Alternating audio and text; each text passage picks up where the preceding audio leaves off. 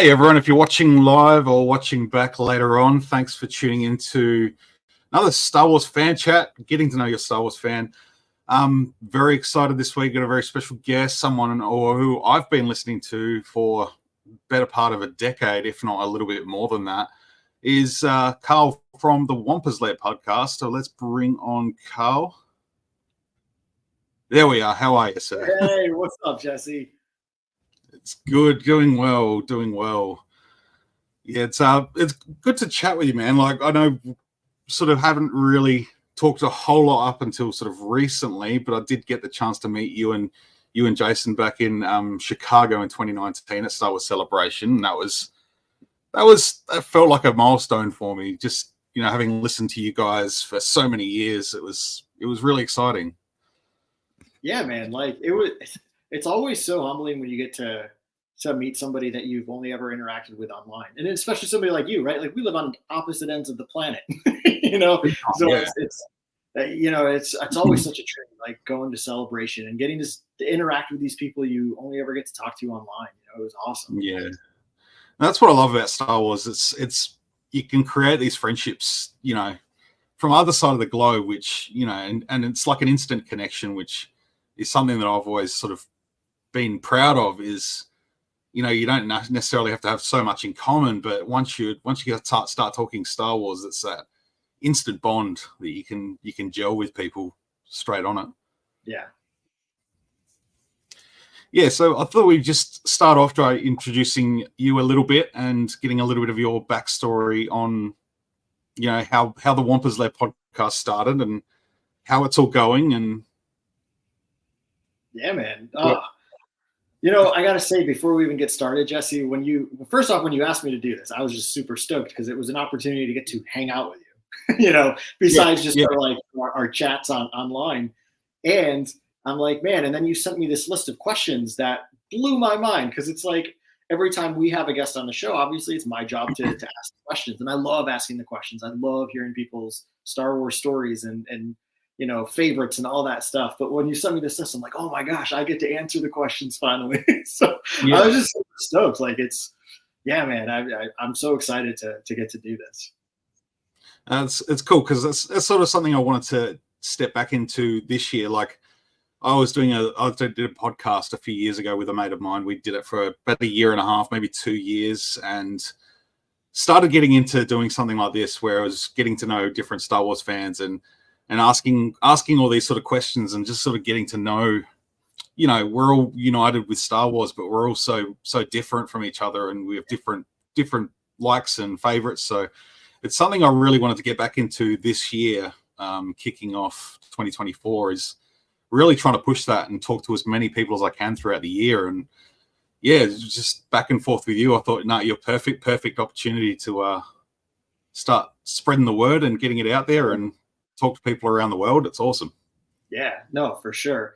That's, you know, that one of my favorite Star Wars podcasts for the longest time was called My Star Wars Story. It was done by Scott Rifen. I don't know if you know Scott. It was great podcast. Unfortunately, it's been on a long-term hiatus, but you know, it was just these every single episode was just a Star Wars fan telling their Star Wars story. Scott also works in radio, so he was always such a good interviewer. I mean, it's just such a natural talent for him. So for a couple of years, the WAMPA'S LAIR, you know, Jesse, like you said, we've been at this for a little over 12 years now, Jason and I, and we've tried so many different little segments over the years, and most of them, you know, had a pretty short shelf life. But one of the things we tried to do was something called Tales of the Lairians, where we just used to invite people who listen to the show, come on. I came up with a list of 9 questions, and we just asked people, you know, kind of those. It was like this little tidbit into tell us why you love Star Wars, right? Like, these are some of my favorite stories to listen to from other too. Yeah, so I appreciate you giving me an opportunity to tell part of mine. Yeah, so should we just kick off then? We'll just get into it. Dude, let's punch it. Let's punch it, Jesse. Punch it. All right, so first off the gate, what are your first memories of Star Wars? Yeah, oh man, I got into Star Wars when I was probably like 8 or 9 years old. Two of my cousins that I grew up with, Ricky and Andrew, they were already into Star Wars. I think their dad had introduced it to them. And my earliest memories were just my older cousin had a ton of the Return of the Jedi vintage figures. He's a couple years older than me, so I think Return of the Jedi was his first movie experience. I was born in '85, so right, I'm after all of the stuff. But we used to play with his Kenner action figures on the floor of the bedroom, and it was so fun. And I'd never seen the movies. It's always hard to remember factual little things from when you were a child because senses are different. But I don't know how long it was into playing with the toys till we finally sat down and watched Empire Strikes Back. And we watched it on an old Betamax tape that my uncle had recorded off of TV, right? Still had commercials. But I got to admit, we only watched up through about half of Dagobah, and I remember just feeling kind of bored.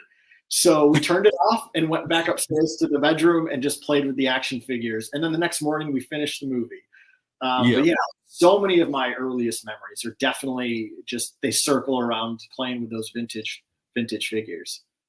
Yeah, it's just such a hand-in-hand thing, like toys and Star Wars. Like it's, I know you collect a bit too, and obviously my room's full of toys. Like, and it's still, it just goes hand in hand. It's awesome, but it's funny how you look back and, like you said, you got bored watching Star Wars, but that's just such a kid thing. It's short attention spans, and having those memories still and being able to talk about those memories, particularly as we get older. Like I was born in '87, so a couple of years younger, but those memories sort of get a bit blurred as you get older, unfortunately. Right. But to be able to sort of retell those stories keeps them fresh.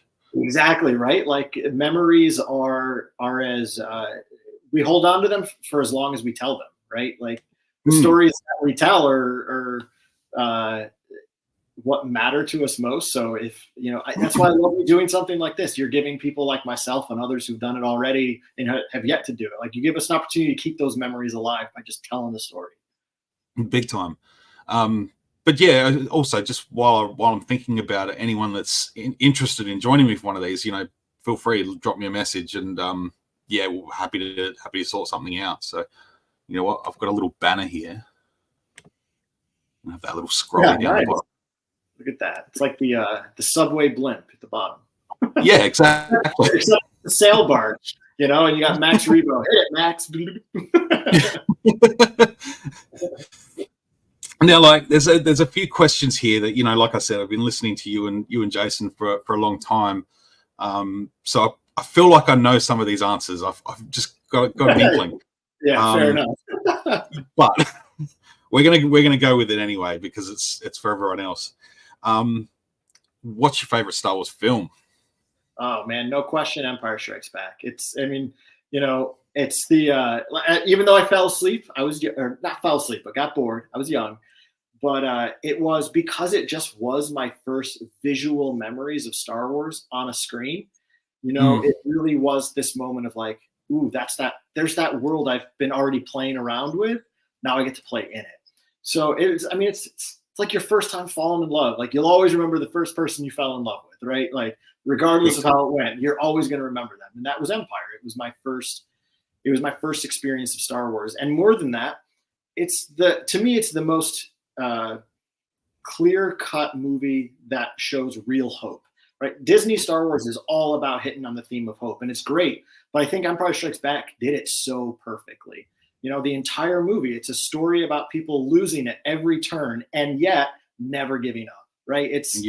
Return of the Jedi can't be Return of the Jedi without Empire Strikes Back, right? Like you need to get pulled down into the snow of it, if you will, if you want to start on Hoth, and all the way down to the pits of the carbon freezing of hell, right? Like you got to go through the worst of it and like come out on the other side. That's what Empire is. That closing shot of Luke and Leia and the droids just looking at the Falcon blasting off to a distant galaxy. You're just like, it's that same experience of Luke looking at the sunsets, except it's now with the experience of having lost something. Like you understand the stakes, you understand that there's, the risk of losing things and losing people you care about, but you keep standing up and fighting and moving forward. Like I love Empire.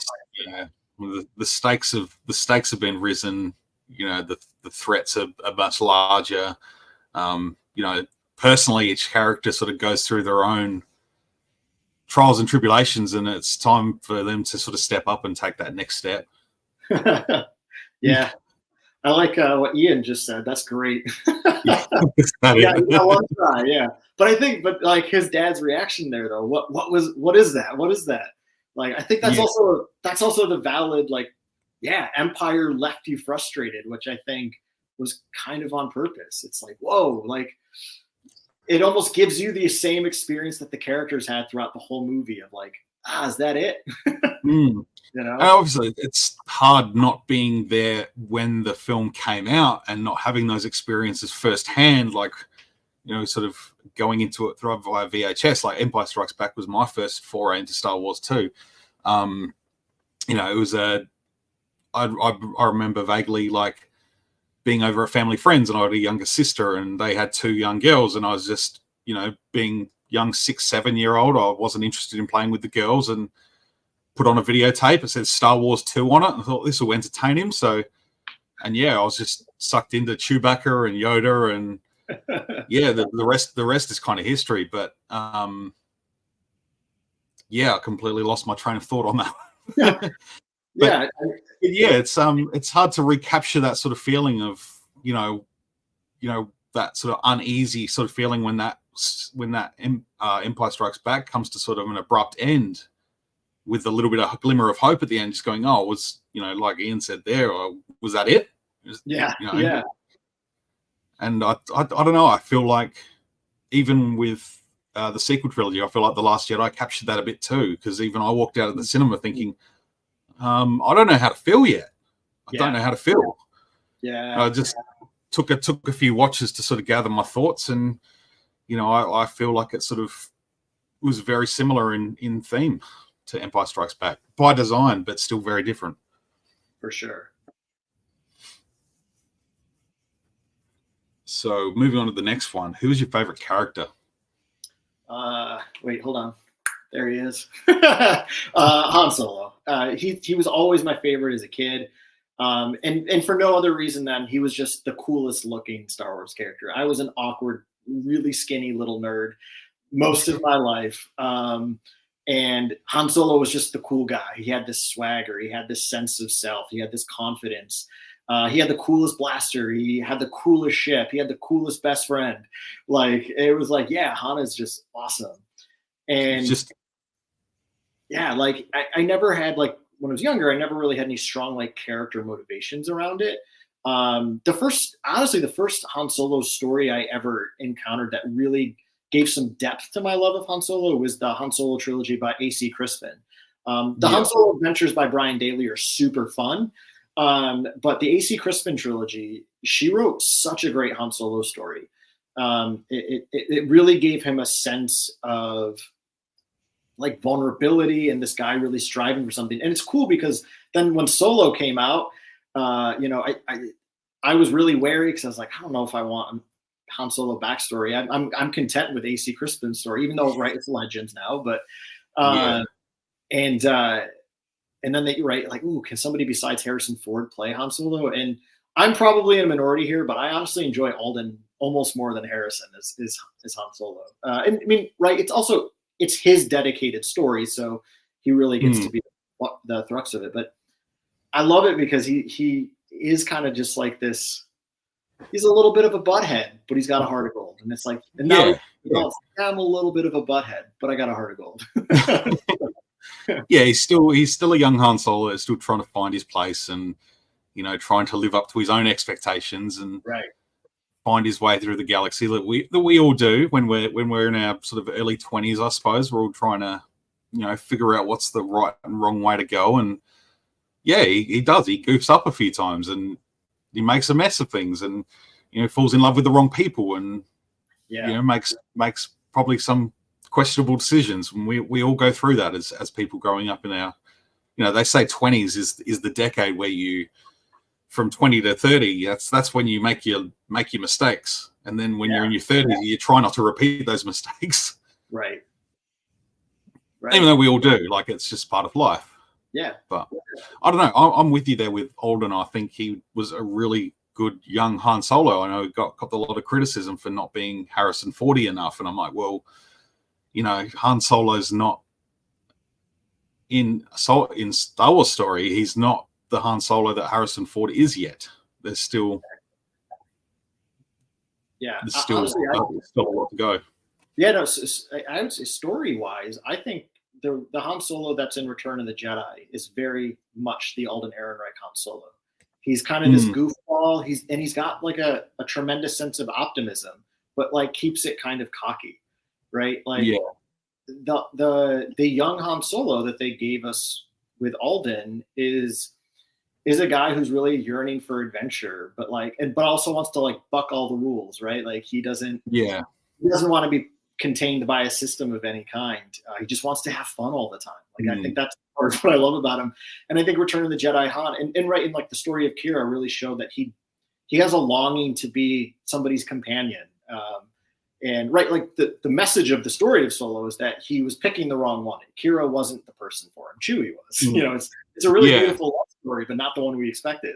And then the Return of the Jedi Han, like him falling in love with Leia and then just giving himself fully to the cause. He's only doing this because of the people.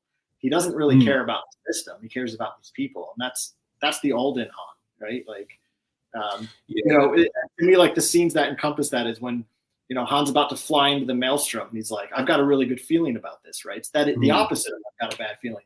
But that's also Han when they're approaching the Death Star 2 in Return of the Jedi. Come on, everyone, let's keep a little optimism here, right? As they're trying to sneak their way past the shield. And he's also not the sort of the jaded cynic that we meet in A New Hope yet either. Like probably being let down by Kira and losing Kira at the end of Solo is probably the first sort of step in being, having that sort of jaded, sort of cautious, sort of, what I'm trying to say about his life. And, there's probably a few other things happen along the way where he becomes a little bit more cynical and a little bit more guarded, I guess. And then, obviously finds solace in Chewbacca and gaining the Millennium Falcon to go on adventures. He sort of starts to find a purpose, but, getting into what I hope we one day see. I really want more Solo stories. But you and me both, Jesse, man. More than I think. And, you can't, I don't want, when I'm live on YouTube, I forget words. You're good. It's like I forget how to talk. But when they do the what they did with Luke, deepfake's the word I'm looking for. I don't want deepfakes. I want characters to end up being bigger than the actors that portray them, and it's the only way to move forward past the actors is they've got to be bigger. So you've got to keep guys like Alden Ehrenreich around to grow those characters more so. Yeah, I agree with you so much there, because Book of Boba Fett Luke just always felt like a computer because he is. I mean, his voice sounds off. And I commend them on pushing envelopes on technology because that's very George Lucas. But I also think that you minimize what the character can be by having to have it look exactly or sound exactly the same. It's like, no. And I think that's where Alden really excelled is he was Han Solo. He didn't do Harrison Ford because that's not who he was cast to play. He was cast to play Han Solo. Yeah. And the new Star Wars characters and new Star Wars stories definitely do. That's the other way to make Star Wars grow. Absolutely, yeah. Look at season 1 of Mandalorian, right? To Ian's point, a brand new Star Wars character and a totally new Star Wars story. And while I love season 2 of Mandalorian, season 3 is not really my favorite, but I feel like once they started having to loop it back into the galaxy we all know, it's like it's been fun. I've enjoyed it, but I kind of really appreciated it being its own contained story. Definitely. But that's all right. We got a lot of Star Wars ahead of us, Yeah, and I think we're going to get a lot of new stuff this year with Skeleton Crew and the Acolyte and among other things. That's going to start opening things up a lot more. And if people were on board, that's great. If not, that's great too. It doesn't matter. People don't have to jump on board everything. There's so much Star Wars out there today that you can pick and choose what you like and don't like. It's fine, and it's all good. It's just have fun with it. Just have fun with Star Wars. Exactly. All right, so continuing on with the characters, we're going into the background. Favorite character or alien from the background? Without question, Embo from the Clone Wars, the bounty hunter. Embo. Yeah, I named one of my cats after him, which made me just love him even more. Like, I liked Embo when I got my cat from a rescue shelter 10 years ago. When I was trying to think of a name for him, I wanted it to be Star Wars, but I didn't want it to be like too well known. But I obviously wanted to do an Ewok. I love Ewoks, but I was like, no, Wicked. He's too well known of a Star Wars character. So I was going to do Tebow because I love Tebow. He's a Lode Ray's apprentice. But my friend was like, oh, everybody will think Tim Tebow. Like here in the States, Tim Tebow was a big quarterback at the time, right? So I was like, okay. Yeah, we don't want that. So then it just popped in my head, like with the will of the Force, Embo. I was like, yeah, Embo. He's got that cool hat.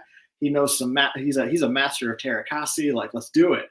And my love of Embo has just gone up over the years because of my cat. But that said, like, man, I want to be able to sled in my hat too. Let's be real. Who doesn't? Yeah. And he's one of those characters that Dave is needing to bring into live action. I would love to see Embo in live action, I think. Now, Jesse, I did you see the guy at Celebration Chicago who was an Embo cosplayer? I don't recall, no. So there were actually two of them. One of them was like, I'm not trying to slam. One was very good. One was fine. And the one that was fine, again, I don't mean to belittle or anything. I feel like that is a hard thing to cosplay. You're cosplaying a cartoon character, right? So I'm not slamming at all. I mean, this person was super creative. But then there just happened to be this other guy who looked like a live action Embo. Like, it was so good. Oh, wow. I'm blanking on his name. I started following him on social media afterwards because I was going to commission him to just build me the mask and the helmet because I wanted to mount it over my TV. Perfect. I ended up like losing my job a few months later, and I just didn't have the money to commission something like that. Yeah. So, but yeah, he was so good. Oh, I'm gonna have to go looking for him. If you come across him on social media, definitely. I don't want to rudely like be looking through my phone while we're doing this, but I'll definitely send it to you. Awesome. Favorite droid. This is always a good one because there's we got so many choices for cool droids these days. Yeah, I gotta. I've never been a big droid guy, but funny enough, my favorite droid has always been 2-1B. I love that medical droid, and my love for him honestly comes more from as you're looking, Jesse. I purposely sat on a stool tonight so that I can just. Boom, there's our little guy. They're right there. Oh, that's the Luke. Me too. I've got him here somewhere. I can't see it. You probably got the vintage one, right? I do. Yeah, but he's missing his little. Oh, he's missing his mouth guard, huh? Oh, yeah. Yeah, I got that. This is like the Power of the Force 2 line. But he's loose as well. Let's see. Here we go. Yeah. Oh, no, that's too bright. But, yeah, dude, I just love 2-1B. I love his design. And I love the Star Wars radio dramas, the ones they did on NPR. In The Empire Strikes Back, 2-1B actually has some lines. And he's so kind and like loving to Luke, and he's like, "I hope that you care well in doing the forces of good, Mr. Skywalker or Master Skywalker," something like that. I don't remember all the lines, but 2-1B just has some really wonderful little moments with Luke in the Empire Strikes Back radio drama. So I was like, yep, I'm not a droid guy, but I've always loved the design of 2-1B. Now he's my favorite because he's got a character moment in the radio drama. Yeah. Oh, I haven't listened to the radio dramas in so long. It was so long. It's been definitely over 10 years since I've had to listen to that. Yeah, I can't speak them enough. Like Return of the Jedi is fine. It was also done several years later, and it was actually like completed right as Brian Daley passed away. It's a very sad story. But the A New Hope and Empire are so good. There's so much extra stuff, especially A New Hope. The first 2 or 3 episodes of the A New Hope radio drama are all things that are not in the movie, and They're really good. I remember like the whole threading the stone needle on Tatooine. Yep. You got Luke racing Fixer through the stone needle. Exactly. Yeah, John Lithgow does the voice of Yoda. You are absolutely right. Awesome. And I remember always, it kind of throws me.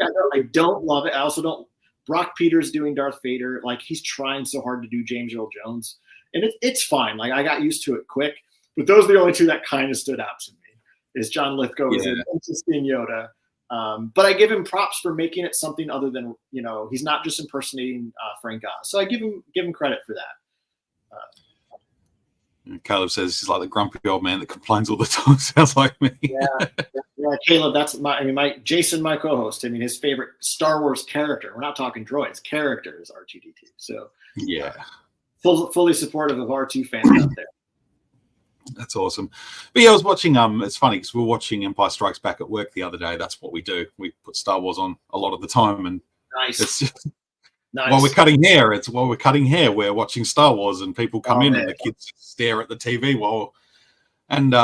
sometimes you could have a break and watch some other stuff. Otherwise, it's there is so much thing as too much of a good thing. But like I was watching the scene where Luke's getting his pilot gear on and 2-1B, so you better get the smaller modules out on time, and yeah, something like that. I'm like, who cares, sir? did someone ever come into the medical bay and like pack him up or get him onto a ship? Like, I hope. I'd like to think so. You know what, Jesse? Let's make that canon right now. Yes, somebody got him. Somebody was. You certainly, if you think about it, right? You're the rebellion. You have a scarcity of supplies. You definitely aren't leaving your medical droid behind, right? You probably only have so many. And I've always been the 2-1B we see at the end of Empire is the same one that's helping. Yeah, Luke. I was just thinking that too. Like, yeah, it's got to be the same one. Yeah, like I'm sure they've got more medical droids, but yeah, I like the idea that it's the same one. Yeah, for sure. All right, so on to some next question. What moment in Star Wars makes you happiest? Oh, happiest. This is a tough one. Man, probably when those doors open and the Theed hangar, Duel of the Fate starts, and Qui-Gon says, "We'll handle this." That's probably it. It's just so damn good. I was 13 when Phantom Menace came out. So excited that we're celebrating its 25th anniversary this year. When those doors opened, I was literally, it was the only movie up to that point I'd ever been literally sitting on the edge of my seat. And there was just a grin from ear to ear. Like, it makes me so freaking happy.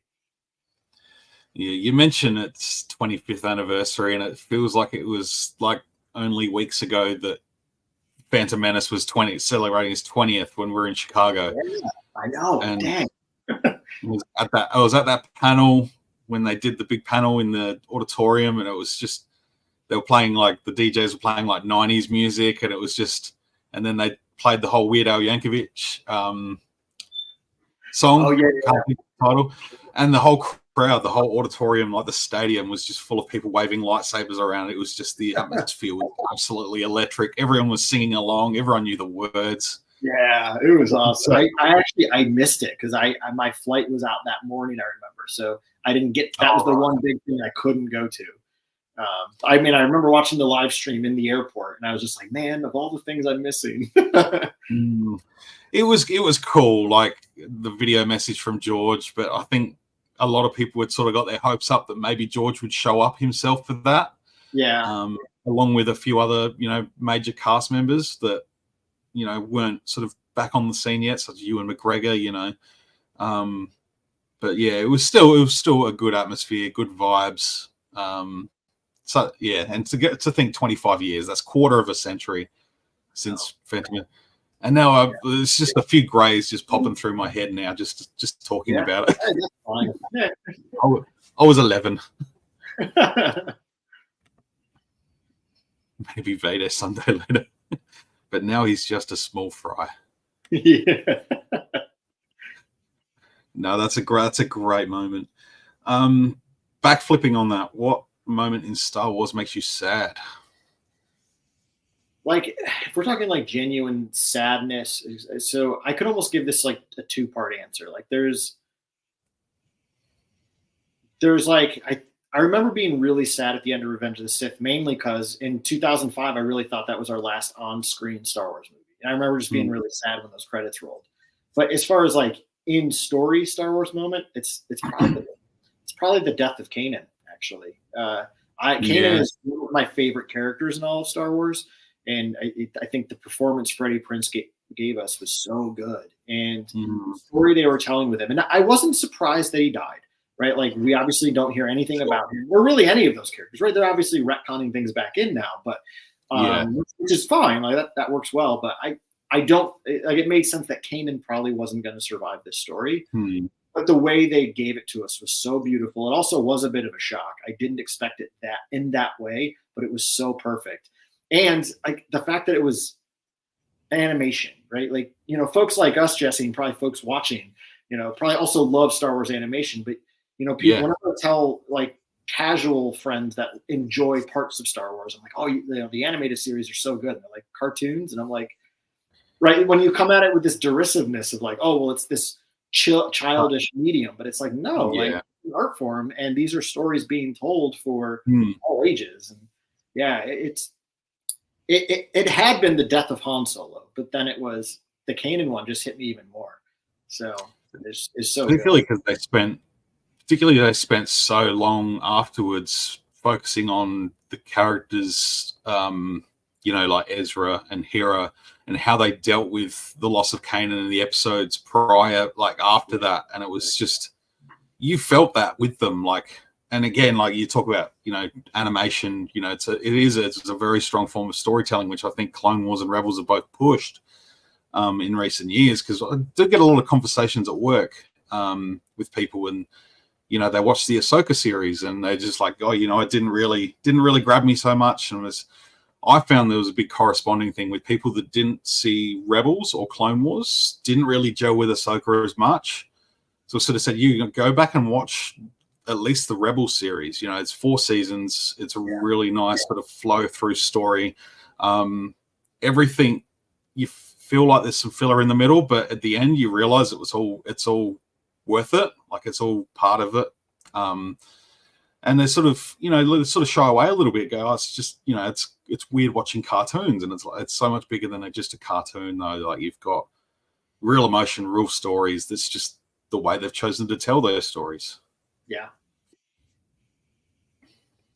But yeah, Kanan. Oh, the death of Kanan. Yeah, that's a good one. And I loved bringing Kanan up in live action in Ahsoka too, just to acknowledge his history there. Oh, I've got a couple of little comments here. I just have to split my favourites between original trilogy and everything else. The OT has the unfair advantage of being 45 odd years. Yeah, scary. Nearly half a century of New Hope. When Yoda goes Force Ghost, it's Waterworks. Strong am I in the Force, but not that strong. When Luke returns to the smoking ruins of the last homestead once the music kicks in. Yeah. And, you know, ATR. Kanan's death, many scenes that broke me. Yeah.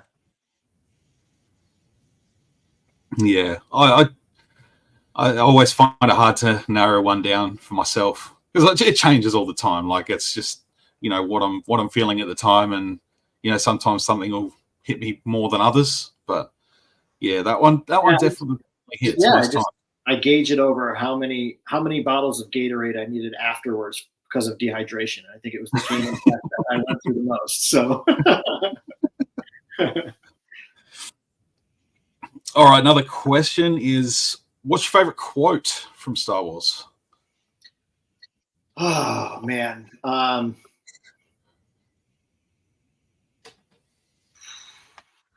It's I have a really silly one because it's the one I say the most, but it's not really my favorite. I just say it a lot. Which is you were right about one thing, Master. The negotiations were short. Like I love it. I just say it in random places all the time in my life, and people are like, "What did you say?" And I'm like, "I don't know why I just said that." It's the one I say the most. But my favorite one is probably "You must unlearn what you have learned." I think that is the deepest lesson that I take away from Yoda's kind of Dagobah discourse, if you will. I think it's one of the most beautifully spiritually enriching lines in all of Star Wars, right? And I think it's one that's particularly potent for Star Wars fandom today. You know, we have so many people that do all forms of gatekeeping for lots of different reasons, but right, or get mad when something is a little bit different than what their expectations were. And I'm guilty of this too. I'm not trying to ride some high tauntaun here. But like, you know, that said, you got to sometimes like learn to think of things in new ways and let the story grow and be a little bit different. And I think that's both true in this context of Star Wars, but in life in general, right? We often hold beliefs about ourselves. Like the whole context of that for Luke is Luke has one way of thinking, and that one way of thinking is keeping him contained. It's keeping him from unlocking his truest potential. I think that's a really great life lesson too. How many times do we get in our own way because we're not willing to let go of unhealthy ways of believing or thinking anymore? I think we're a world we're a world right now in need of that lesson too. So, absolutely, yeah. Even up until Luke's, you know, demise, he doesn't really die. Yeah. Transformation. Yeah, he, you know, he's still, Yoda sort of says, as Ian says here, the greatest teacher failure is. You know, it's still having to unlearn what he's learned, and you gotta look things at different perspectives in order to push forward. Yeah. And you know what, Jesse? You were right about one thing: the negotiations were failed.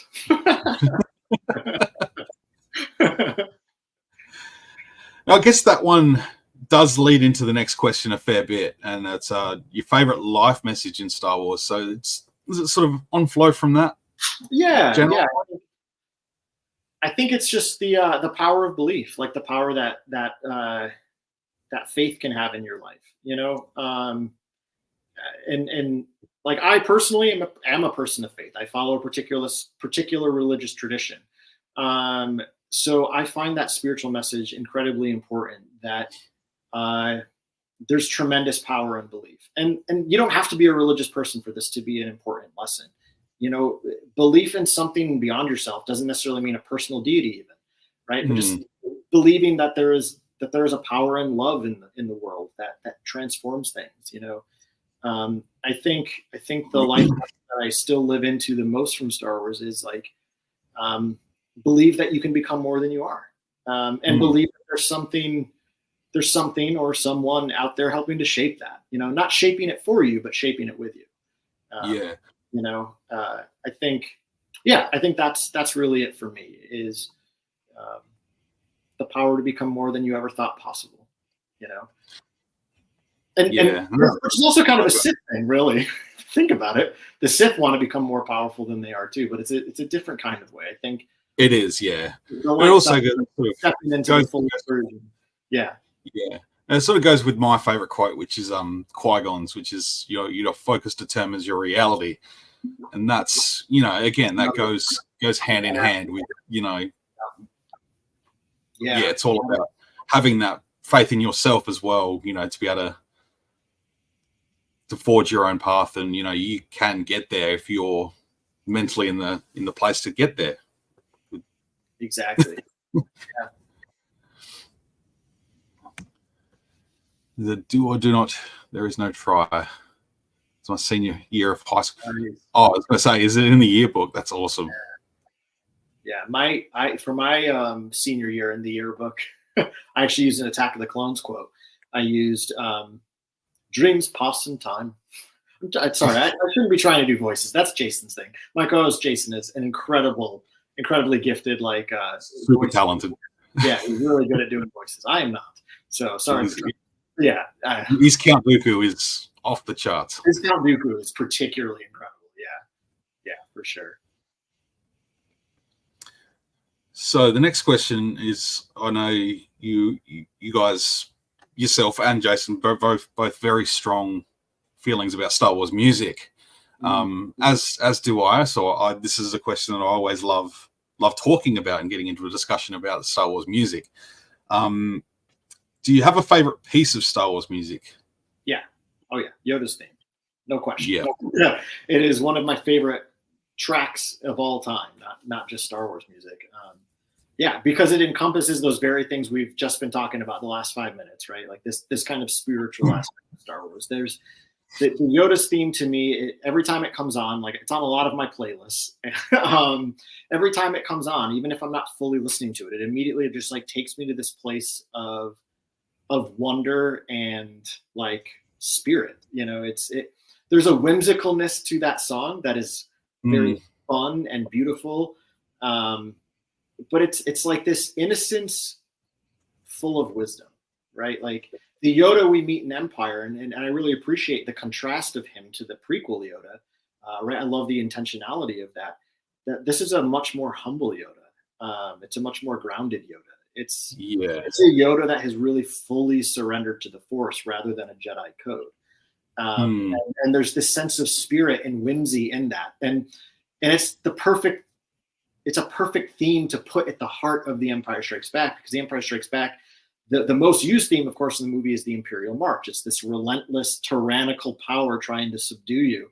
And then to counter that, you have this kind of whimsical spirit piece that kind of invites you into this sense of wonder and knowing that you can be stronger than that kind of dark force pursuing you, I love Yoda's theme. When I hear Yoda's theme, I think just first time I went to the Disney parks in Disney World and walking through the Star Wars part of Hollywood Studios in Orlando, and it was just a ambient music that was playing throughout the park there, and I just captivated, and I'd completely entered that Disney sort of world.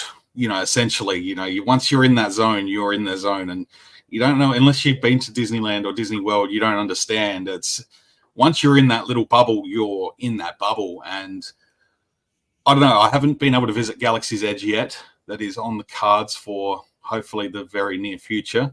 But I don't know. I probably will be a babbling mess when I'm there. Like I don't think I'll be able to withhold the tears and just that feeling. But going into the Disney parks and just hearing that music in the background and just letting it all just sort of wash over me was just, I don't know, there was something magical about it. And it just, every time I hear Yoda's theme now, I just get that sort of feeling back of that sort of mystery and that magic of Star Wars. Yeah.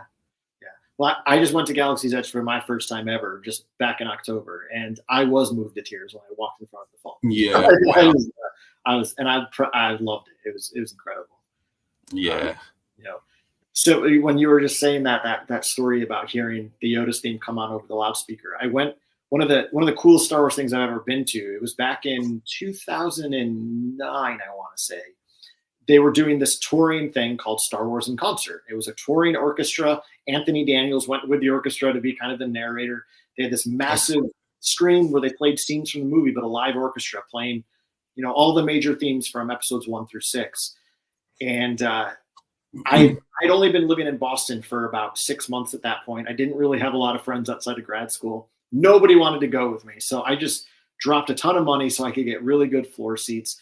I went early because they said they were going to have a bunch of like costumes displayed around the arena.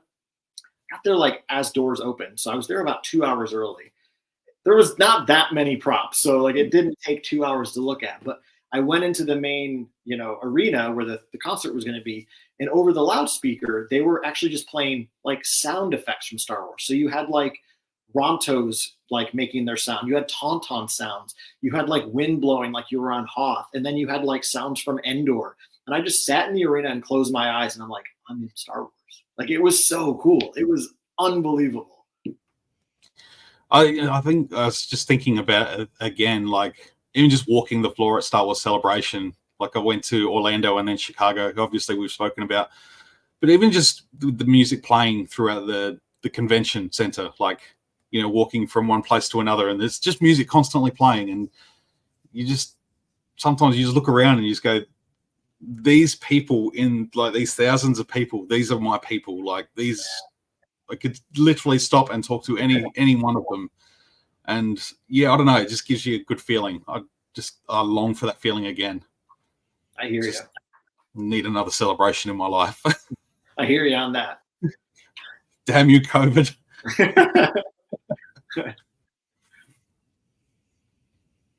But yeah, being obviously we're all sort of, a lot of us do collect Star Wars stuff to a degree, some more than others. So yeah, the next bunch of questions are sort of collecting related. Do you have a favorite item in your collection? Oh yeah, it's my grab it right here, Kotobukayu Yoda. Oops, sorry. Oh, it's beautiful. Yeah, I love this piece. It was I bought this as a present to myself when I graduated from grad school.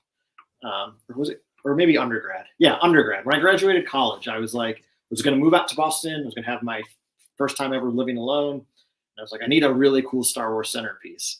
So yeah, I went to a local comic shop, and this was sitting on the shelves. And like Rey walking into the basement of Maz's castle, this thing sang out to me. So I love it. I love that he's sitting on the stump. He's his hand kind of gesturing in one of teaching. I love that he's got the blistle, his little flute that he wears around his neck. It's my favorite piece by far. It's just beautiful. It's just a centerpiece of wisdom, and it's almost like having a Buddha. Yeah, absolutely. Yeah, it is. And if I'm not mistaken, if my memory serves me correctly, you've almost got like an artwork companion piece of Yoda on Dagobah. Is that right?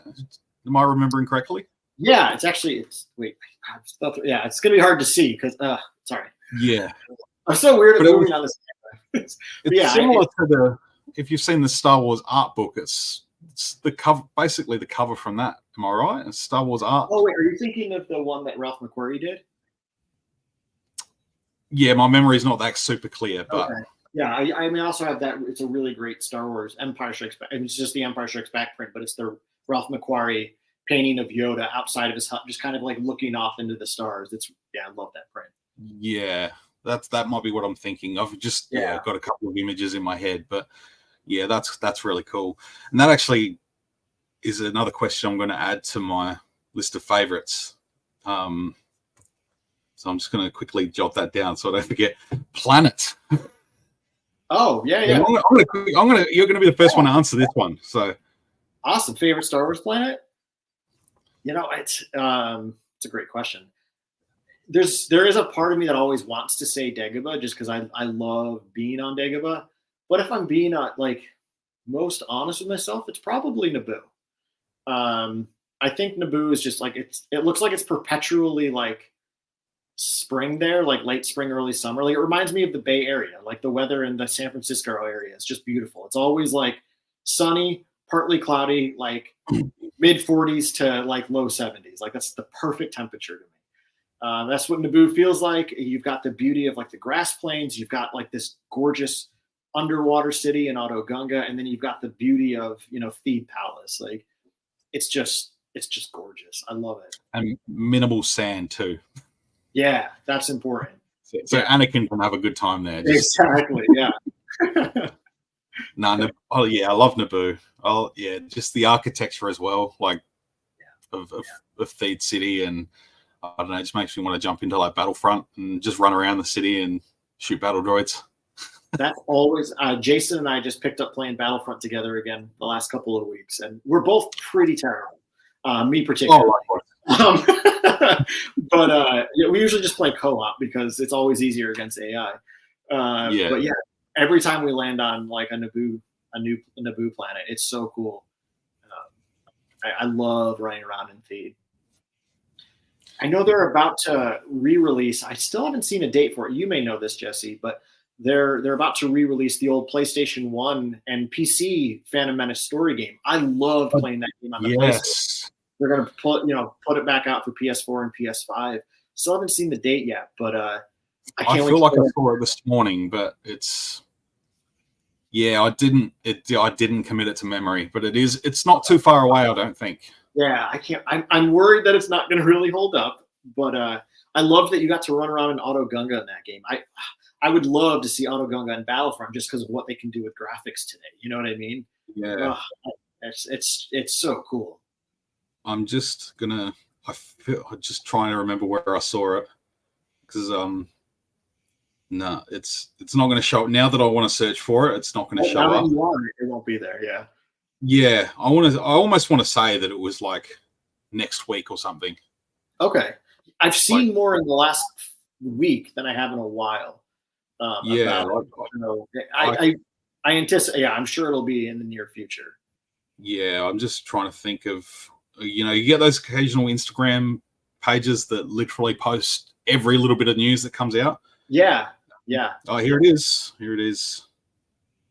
Available for members of PlayStation Plus on January 16th. Oh, shoot. What's today's date? 2 days. Wow, giddy up. Yeah, that's awesome. 2 or 3 days. I can't wait. Oh, man, just seeing that cover, too, is nostalgic as hell. I don't recall ever playing that game, to be honest. Oh, it's so good. I will. Way through the movie. Like, it's awesome. Yeah. I will be downloading that. Yeah. If I have to pay for it, I'll pay for it. It'll probably be like $10. That's my guess. Yeah. Usually when they do old reissue games, they're pretty affordable. So a couple of other. Yeah, Coruscant is Coruscant. Yeah, love that one too. Yeah, I recently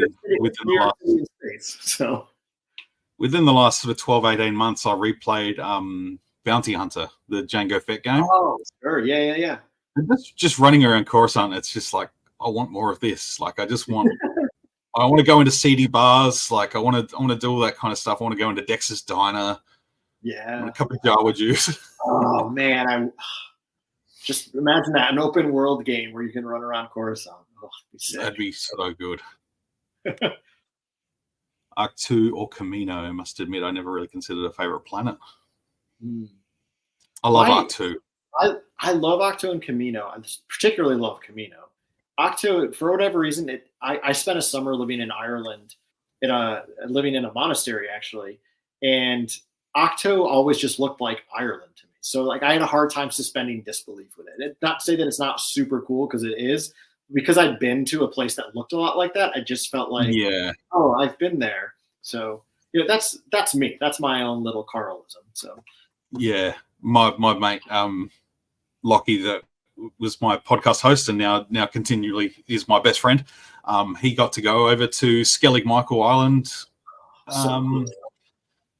What year was that? That must have been 2018 or 19, I think. Must have been 2018. I think he went over there.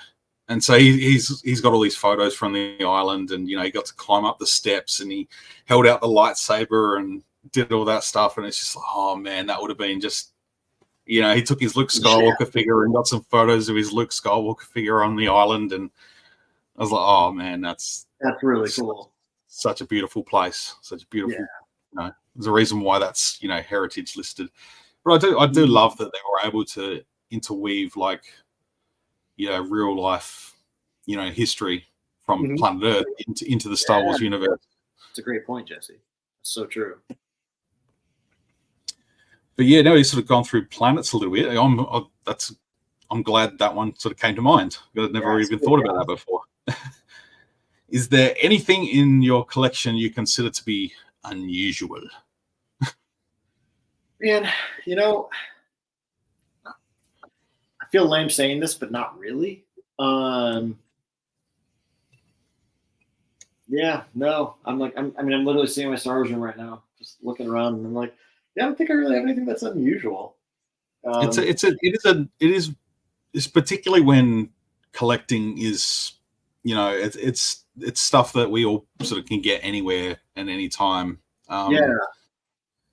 So that is a question that I may end up rephrasing to something. I think it's a good question. I know that there are a lot of fans who probably do have some unusual things. I'm just not fun like that.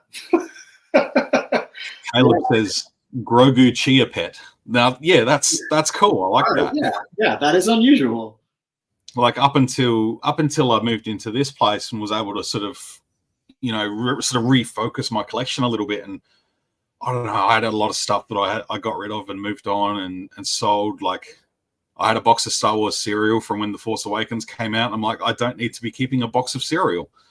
I had a bottle of body wash, like shower gel. And I'm like, I don't need this. I had 2 boxes of Band-Aids. I don't need 2 boxes of Star Wars Band-Aids anymore. Yeah. But yeah, things like that. But oh, well, I don't know. With that, I guess with that in mind then, with that prompting, Jesse, I guess this could be unusual. Do you remember the mail-away Hanan Stormtrooper outfit that was with the Power of the Force 2 line in like 95? Yeah, was that through Kellogg's over there? Yep, it was for Fruit Loops. So a few years back, I grabbed one of the boxes off of eBay. Like it's an unopened box of Fruit Loops from 1995, but I just wanted it for the ad because I was like, this was the first thing I ever like owned that was Star Wars. Yeah, that's really cool. I hadn't even considered that. You know, I don't have that Han Solo in my Power of the Force collection. Or I might have to. I'll probably knock something over, but yeah, this guy right here. And I always loved it because, like the way his hands are, you could actually have him hold a blaster like two-handed. None of the other figures at that time could do that. So yeah, and the helmet was a great fit. Yeah. Loved this guy. I'm gonna have to. I'll be on eBay after this. There you go. Yeah, they're not expensive. That's the nice thing. The '90s era of Star Wars stuff, it was so cheap, mass produced that like it ain't hard to get. You know, it's kind of nice. But I'm gonna have to try and hunt that one down because that'll be perfect for my Power of the Force Friday videos that I do. So hell yeah, dude. I need to. Rather than just doing a figure every week, it's cool to sort of throw in something a little bit different like that. So I'm definitely going to be looking for that one. Caleb had the Topps Goldenrod recalled card. That's one I'd love to own. Oh man, someone needs to do like a poster size print of that. Yeah. And then get Anthony Daniels to sign it. Right along the goldenrod. Right along it. Yeah. Oh, yeah, that'd be cool. I wonder how many of those cards are out there still. I don't know. Imagine people would probably stockpile them or get them graded now. And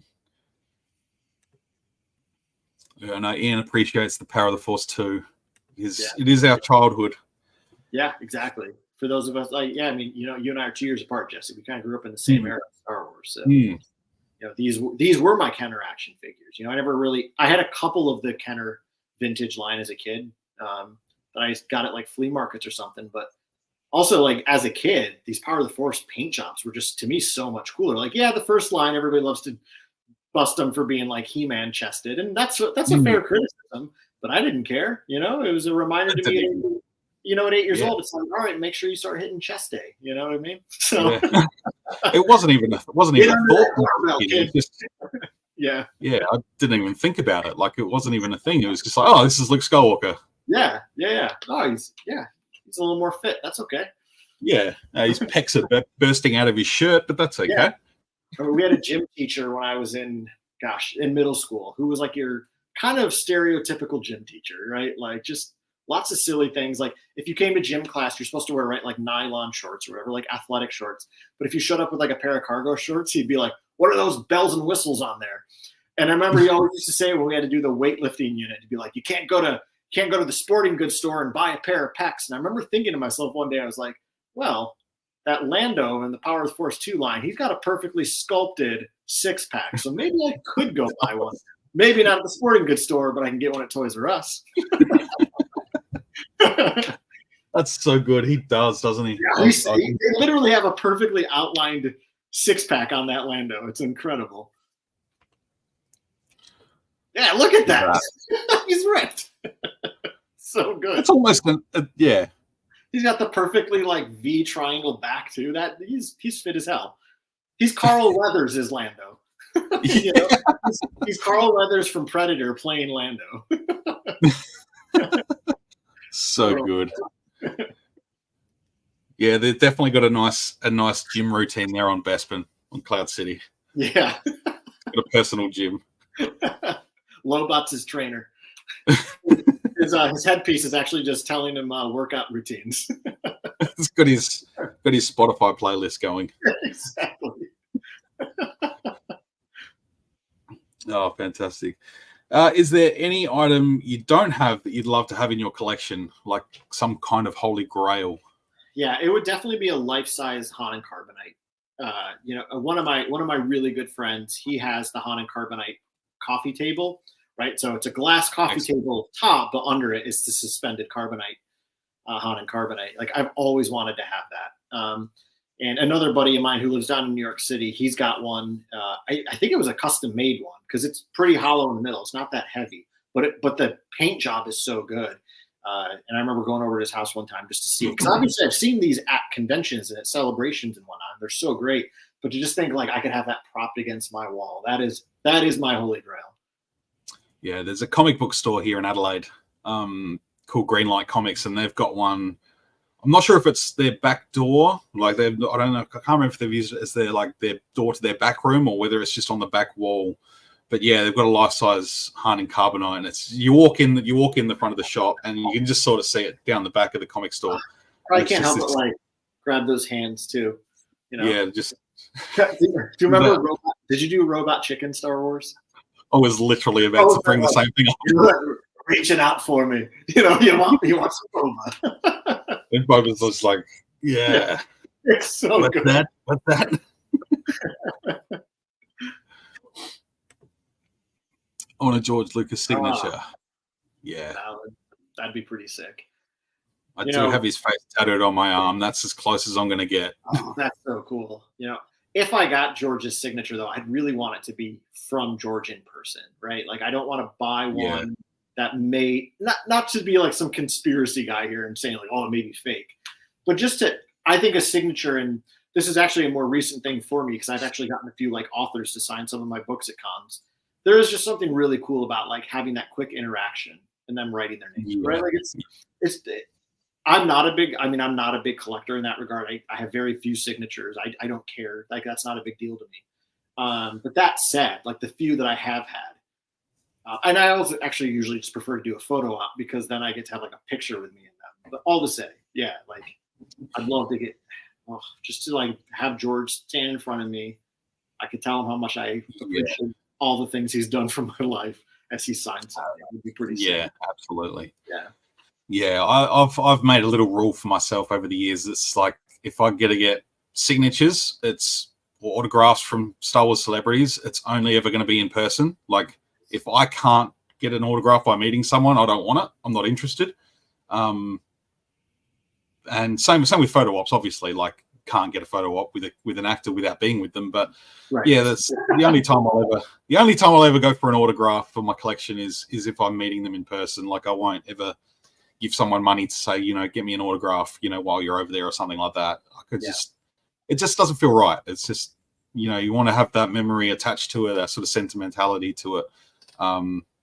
That's more important to me. So I understand. I get people that want to collect autographs. Like, I reckon it's really, really cool. That's just my little rule. Yeah. It says my grail changes day to day. Most often, say complete Ewok village. That'd be awesome. That would be awesome. Oh. You mean like a real one? I know he's talking about like the Kanan one, but like a real one in his backyard. That'd be fantastic. Yeah. I mean, every treehouse I played in as a kid was Bright Tree Village in my imagination. So, like, I get it. I would really like a Hayden signature. I got a photo with him. I didn't get a signature. I also did a photo with him, but a good friend of mine, my friend Greg, he got his signature. He was able to get Ewan's signature on his Kenobi poster, so he's trying to collect all the major actors on it. He got Vivian Lyre, whatever the young girl's name is that plays Leia. Yeah. But when he got Hayden to do it, he had him sign on the sand part of it. And he said to Hayden, "Sorry to make you sign on the sand." And he goes, "I got a chuckle from Hayden." That's awesome. That's fantastic. Maybe a Mark Hamill autograph photo of Crate Luke. That'd be nice.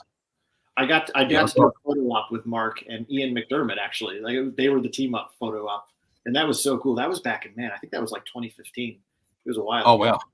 Yeah. Was that a celebration? It was a celebration, yeah. Mark Hamill is very, like, he's very small. I mean, I am too. I'm barely 5'7", and I think Mark Hamill's about the same. He might be 5'8". Like, he's just not a very big guy. So I remember when I walked up to him, I'm like, oh, he literally could be Luke. Yeah, I got the photo I got signed by Mark was him sort of. I can't remember if the shot was taken from the end of Force Awakens or Last Jedi, but it was him in the white robes, you know, sort of standing up on the edge. Generally, you can tell which is which because of the background. You know, it was when they shot the stuff for the Last Jedi, it was sort of sunny, and whereas in the Force Awakens, it was quite overcast. And you know, I wish they'd sort of corrected that a little bit when they did the filming. Obviously, the time constraints sort of. So I find that sort of transition. Like Michael can be pretty tricky. So yeah, and when you've only got a certain amount of time to go over there and film, you've got to kind of do what you got to do. But yeah, that's just the one little bit I find jarring going from film to film is just the sun's coming up. But I guess, you know, there's no reason why the clouds can't just sort of blow over. Yeah. Just holding the lightsaber out, just like the sun's coming out. If I won the lottery, I'd buy a screen use prop from Revenge of the Sith. I was about to say Rise of the Skywalker. Yeah, Rise of the Skywalker. Yeah, same thing. What would the prop be, Caleb? I'd be interested to know. Or would it just be anything? You know, actually, if I won the lottery, sorry, Caleb, I'm gonna steal your prompt there for a second. But I would love to have like a professionally done up Star Wars room. Like, I'm very fortunate to have a Star Wars room. I'm very lucky to have a space to be able to put out all my stuff. But what I would love is, again, like, no money was no constraint. I would like to do every wall a different full matte painting from the movie itself. So like one wall would be like the hangar and Echo Base, but the matte painting of it. The floor would be a matte painting of the chasm in Cloud City. Like, right, like make it fully immersive like that. I think would be so cool. Do one whole wall of a matte painting of just like a Ralph McQuarrie print. You know, I feel like it'd be so sick. I think of like the big painting of the Millennium Falcon from Return of the Jedi where Lando and Han are talking about. He's like, you know, just take her. Yeah. And then you could like wall. Yeah, and then you could pay people to just walk past it every 3 seconds. Just you feel like you're really in there. All right, last question for the collecting side of things. Then we've got a couple more. What is about Star Wars memorabilia you think is important to fans? Yeah, man, I think it's all the things we've kind of been talking about. It gives you a sense of something concrete to hold on to, right? Like as kids, we wanted the toys, not necessarily because we were like greedy, selfish people, but because we liked telling our Star Wars stories and we wanted more actors. We wanted more characters to tell the story with, right? And I think like as adult collectors, and I mean, Jesse, you are a collector in a way that I am certainly not. Like I have a lot of Star Wars stuff, but I'm not a collector. Like I open almost everything. Like I don't, you know, but I think what's so important to it is it's an opportunity to have something concrete from these stories we really love and to be able to just put it out there in your world. There's a physicality to it that I think we all really appreciate. And I'm sure every Star Wars fan who's like on our level of Star Wars fandom probably has some space in their office, their house, whatever, where something Star Wars is on display, whether it's a full room or a shelf on a corner of the room.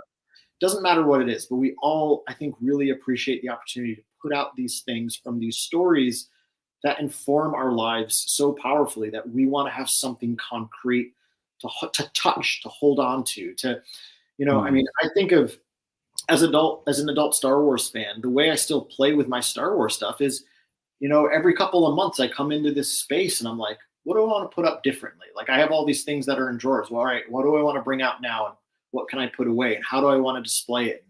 What do I want them to be doing? What is the story I want to tell with these things? And I think having these physical things allow us to do that. Yeah, I feel exactly the same way. It's like being able to reach into the film and pull something out of the screen and, you know, hold it and, you know, particularly like as a kid when your imagination's running a little bit more wild than, I don't know, I like to think I've retained a fair bit of my imagination as an adult. And just sort of try and do that a little bit with my action figures and stuff. As you know, I open 99.9% of my stuff and display it all. But yeah, it is. It's that physical sort of being able to hold something from the story that's without actually being able to be in it. Right. So I think that's the big link there.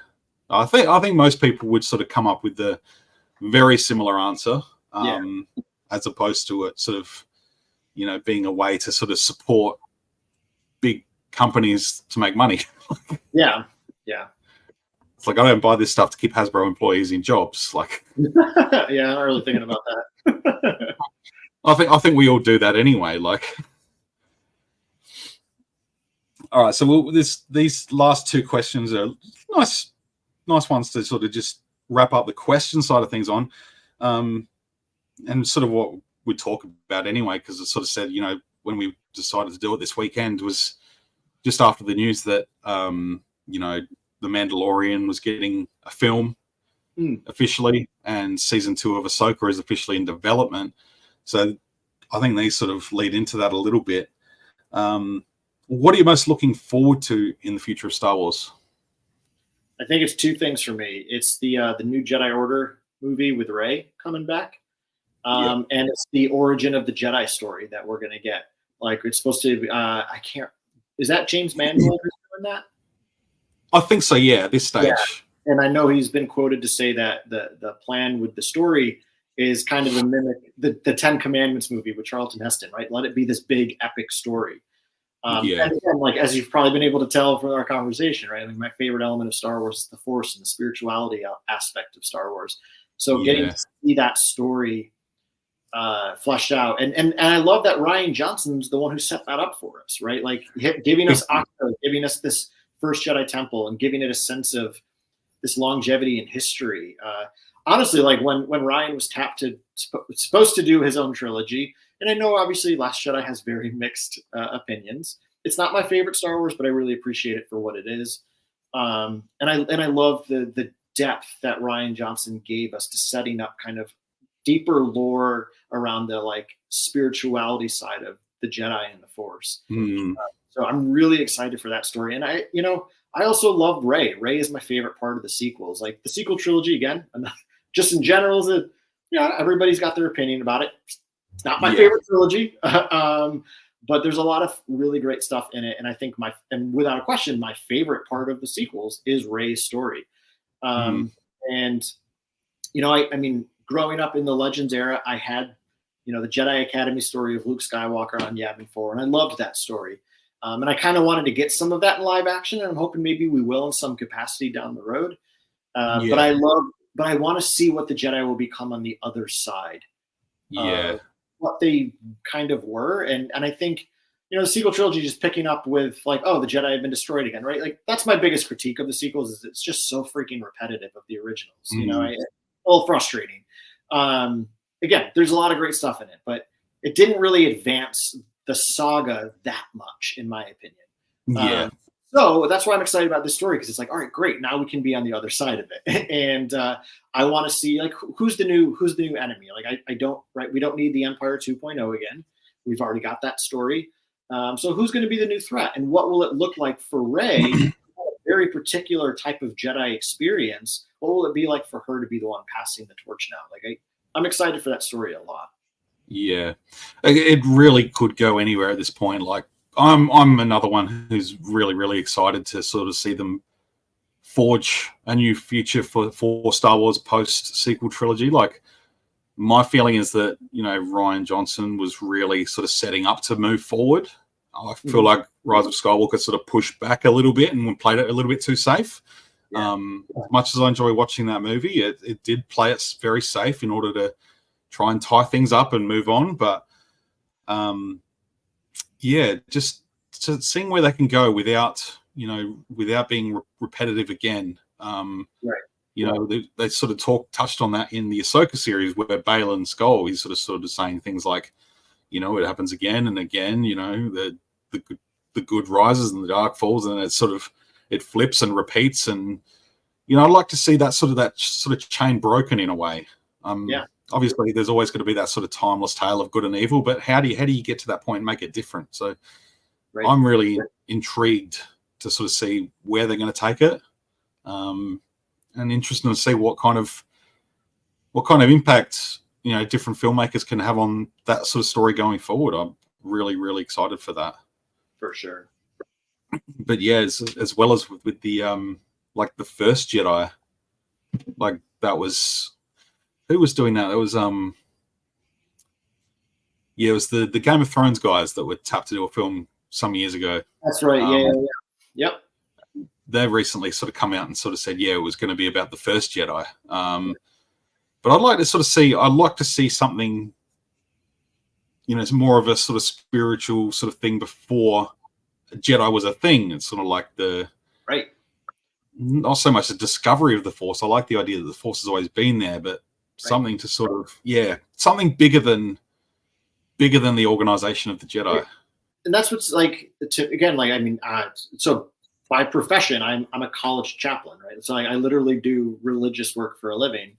And I'm deeply interested in the histories of religions and stuff and where they come from. So this is that story in Star Wars. It's that mystical, spiritual element, right? Like you said, Jesse, the Force has always existed in the galaxy far, far away. But what was it that got these individuals to come together and start this order, right? Like that's all religion.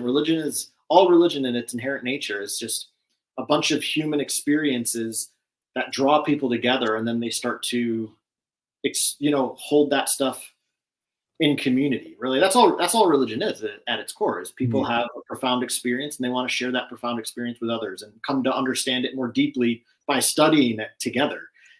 That's all religion really is. So so now we're finally gonna get the Star Wars version of that, which I think will be really rad. I think it'll be fantastic. So lastly, what does Star Wars and being a Star Wars fan mean to you? And I think that's a question that I would answer differently all throughout the last 20 odd years of my life. More than that, I've been a Star Wars fan for nearly 30 years now, which is most of my life. I was about 8 when I was introduced, like I said. But I think right now, Star Wars it still continues to be two things to me. And I'm lucky that somebody much smarter than me and wittier than me said this. At the opening event for Celebration Chicago back in 2019, Stephen Colbert was hosting the opening ceremony, and he talked about how Star Wars is a story that you escape into to be inspired. And I think those are the two most central elements of why I love Star Wars.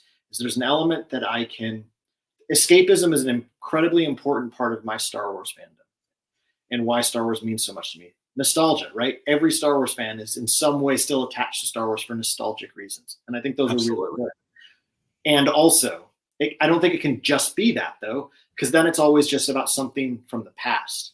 But I think it's an escape that also inspires you, that you escape into this kind of story that has always helped you to feel safe in some capacity, right? Whether that was you were kind of the awkward kid, but you found in this story belonging. And then you found people that also like that story and you felt a deeper sense of belonging.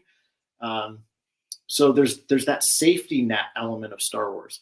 Like it's when I'm having a really, really rough go of things in life, I throw on Empire Strikes Back. I throw on Phantom Menace, right? Like I throw on these stories that I can just kind of get lost in, escape kind of the craziness. But then there's hopefully something in there still to this day that inspires me. And that's what I appreciate from new Star Wars too. I want new Star Wars to continue to inspire me. It is my biggest creative outlet. Like I love it. I mean, that's why I've been doing this podcast for so long, right? It's a way in which that I can still deeply love on Star Wars and talk about it in a regular capacity. So yeah, to quote Stephen Colbert, Star Wars it means so much to me because I can escape in it and be inspired by it. I love that. Yeah, it's very internal and external at the same time. It's gives you a chance to be at the center of it, right? Essentially, like I think many of us feel the same. I think that's it's not all about escaping, but sort of having having something there with you in, like you said, we all go through rough patches of life and stuff like that, but to be able to latch onto something that's, so constant. That's one thing, you go through, come in and out of relationships over the years, but Star Wars and the stories that are there, they've always been the major constant in life. And, there's nothing that you can take that away from you. And that's what I love about it. Yeah, absolutely. It says Star Wars empties my pockets. Ian says, I'd always thought the post-OT Jedi would be a bit like Rangers from Babylon 5. That's a series I'm not. Yeah, I know what Babylon 5 is, but that's the extent of my knowledge. Yeah, I don't know much. But this is making me interested in watching it. I like that.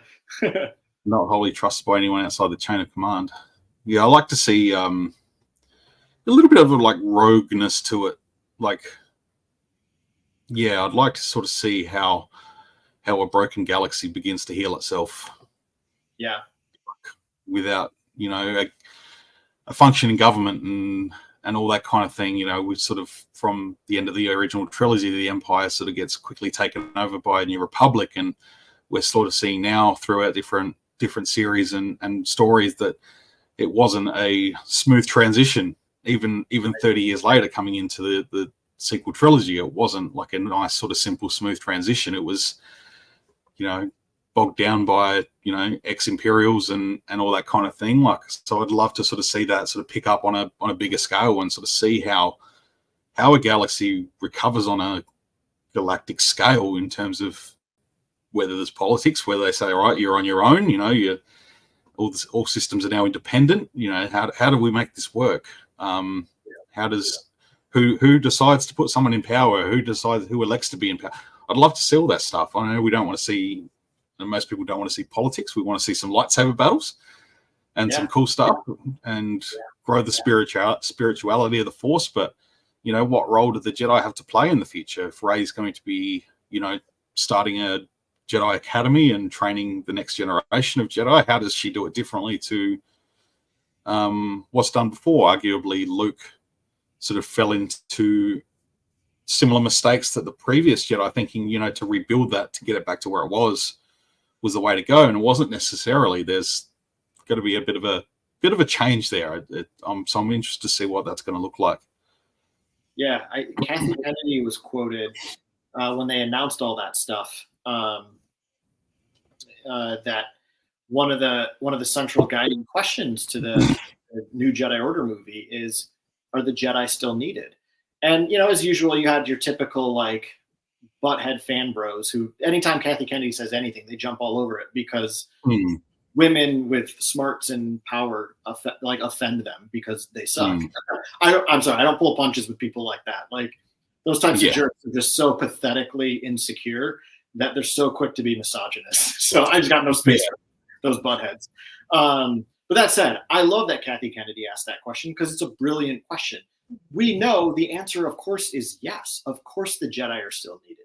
But how are they needed? I think is the question that's so important. And again, as a student of religion and who also works in that field, it's a very poignant question for today.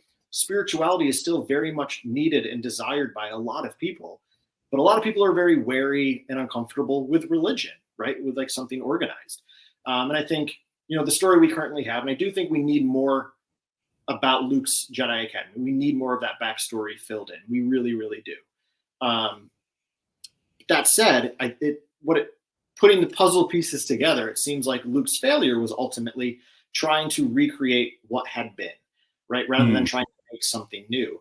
And to the credit of the Legends canon, the Luke Skywalker of Legends was building something new. And of course, as they kind of retcon more information as the prequels come out, and you got that old New Jedi Order series from the 2000s, right, with Yuuzhan Vong. The story of Luke's Jedi is different. I remember, one of the central questions was, some of the early 90s stories, you were told that Jedi were married, they had children. But then Phantom Menace came out and you're like, wait a minute, that's not true. So they retconned some of that stuff with future legend stories where Luke has the question when he ultimately falls in love with Mara Jade, where it's like, can Jedi be married? So he starts to build something new. He starts to restructure what the Jedi can be, keeping the heart of what they were, but letting them evolve into something new. And that's chose not to do that with the sequel trilogy, and whatever. That's what they chose to do. But that's why I'm excited about the Rey story, because I think Kathy Kennedy's question is so poignant, is, are the Jedi still needed? Again, the answer is, of course the answer is yes. But how are they needed, I think, is what's, I'm so interested to see how they answer that question. So, and that's why I don't mind bringing in a lot of different minds and thinkers to sort of hash out these stories and sort of go, yeah, okay. It's just Star Wars is just it's on the public radar so much that when you hear directors, getting moved on, writers getting fired, all that kind of stuff that you hear from Star Wars, it's just because Star Wars everyone's so macroed in on that world, we hear about it so much more than we do every other film. It happens through films. Just think of the information age we're in now. In 1983, there was no Twitter, there was no internet, right? Like every little thing that happens in production, we're privy to, even though it's really none of our business. And everybody, right? I mean, Jesse, you're on YouTube. There are people that just love to latch onto these little things, take them out of context, and just go nuts with them, right? That's why I love, things like what you do, things like we do at WAMPA'S LAIR. Like I would like to say there are more good ones of us out there than there are these buttheads. Absolutely. There's no doubt. It's a noisy minority. Yeah. They're very noisy, but they are. I've made the choice in recent years to stop trying to not defend but push back, because there's no way you're gonna successfully push back on those people. You're just gonna let it fall on deaf ears, let them talk to a brick wall. It's just as frustrating as it is to see. It is just a small amount of people. A lot of them are just casual fans. I strive to push for a positive experience with Star Wars, and that's what I go for. If there's something I don't particularly enjoy, I'll sort of just move away from it. It's fine. There's a couple of books I've tried to read recently by one of the authors that they're using a fair bit these days, and there's been 2 of his novels that I haven't been able to get into just because I'm not sure. There's just something about his books that I just can't read. So I'm not enjoying this. I'll go put it down and start something else. Exactly. I'm not going to go. Yeah, I'm not going to go and talk smack on the internet because I don't like his books and tell everyone that his books are bad, because it's not the case. It's just I didn't gel with it. Yeah, right. Like there's a lot of things in Star Wars I don't like, and I'm happy to say I didn't like this. Here's why I didn't like it. It didn't work for me for these reasons. But that's it. I don't need to come back to it. And it's just we don't need to go into all this, but right, just online, it's just it's sad to say, but there's just still so much toxic lack of discourse, right? It's cool if you don't like anytime I post anything on social media about Rey Skywalker, the amount of people, I usually just disable comments, because it's I get it if you, for whatever reason, you don't like the way she became a Skywalker, that's fine. I think it's quite brilliant, actually. I think that was always the intentionality too with Rey from Force Awakens on. I do think that was a consistent through line. They got there in a very odd way. But that said, even if you don't like it, why do you have to go out of your way to comment on something? Just leave it alone. Don't like it, just move on. And also, that's also how the algorithms work. If you comment on something, even if it's a negative one, it doesn't look at what the comment says. It just says, "Oh, you're interested in the comment. I'm going to send you more of that content." So don't comment on the crap you're not interested in, so you don't get more of it. Common sense, but hateful people don't have a lot of common sense, unfortunately. No, it's a dying thing. Common sense, I feel, in the world today, unfortunately. When your approach to Star Wars is just thinking about the things that you hate, dude, you're walking on the dark side, right? It corrupts you. It takes your enjoyment away. Don't let that happen, right? It's okay, that didn't work for you. Move on. My biggest thing, I'll say it real quick, because one of the most popular new Star Wars things is Andor. I really don't like Andor. It just didn't work for me. But you know what? I don't freak out when people post about how much they love it. Cool. I'm really glad you love it that much. It didn't work for me, but whatever. I love to see people loving on it.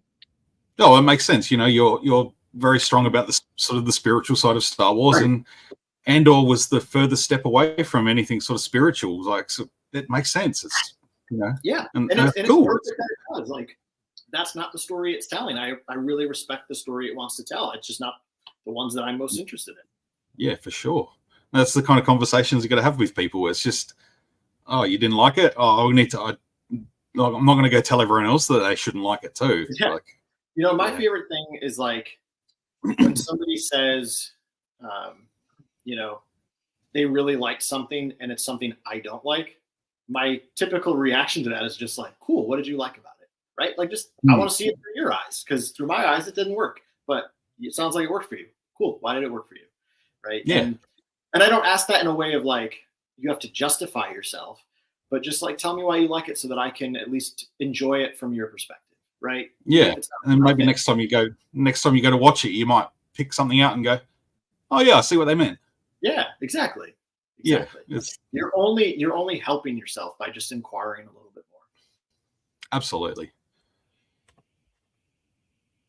So yeah, I think the moral of the story is just enjoy Star Wars, have fun, be positive, don't yell at people. Yeah. Don't be a butthead on the internet. Yeah.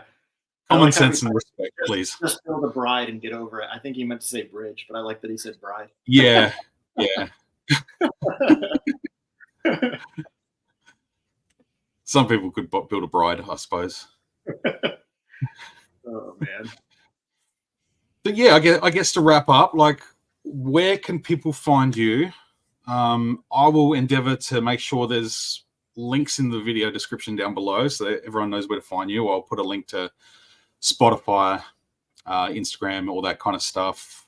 Yeah, no, I appreciate that, Jesse. I mean, it's pretty simple. I mean, we're in the internet age. If you just type in WAMPA'S LAIR even in Google, it's going to take in all our stuff. But also the things that we're most active, and when I say we, like, I do all the social media stuff. Jason's not into that stuff, and that's fine. I love doing it most of the time. Right? There are times when it can be a little frustrating and annoying. But that said, I love Instagram, and the reason I love Instagram is because it's ultimately I just get to look at cool pictures of Star Wars. Like, I get to me, Instagram is the pop-up book version of Star Wars. I just want to look at the cool like comic book pages. Twitter is a very more wary space, but we still have a Twitter. I mostly just post our stuff there. That said, boy, I'm not answering your question well at all because it's a simple one. I mean, just search for WAMPA'S LAIR in any podcast platform. You know, obviously, probably most folks use either Spotify or the iTunes Apple library. Just type in WAMPA'S LAIR. We're going to pop right up. We've been around forever. It's easy to find us. And we are the WAMPA'S LAIR on Instagram and WAMPA'S LAIR on Twitter. So pretty simple to find us. Awesome. What have you guys got planned for 2024? Yeah, so I mean, we ended 2023 by joining a new podcast network, which was really big for us. It doesn't change much on the ground level for your typical listener, but we joined the Thunderquack Podcast Network, which my buddy Mike Cohen runs. He's been running it for years. I love Mike. Mike and I are really good friends. So he's been asking us for years to come over, and it just felt like the time was right.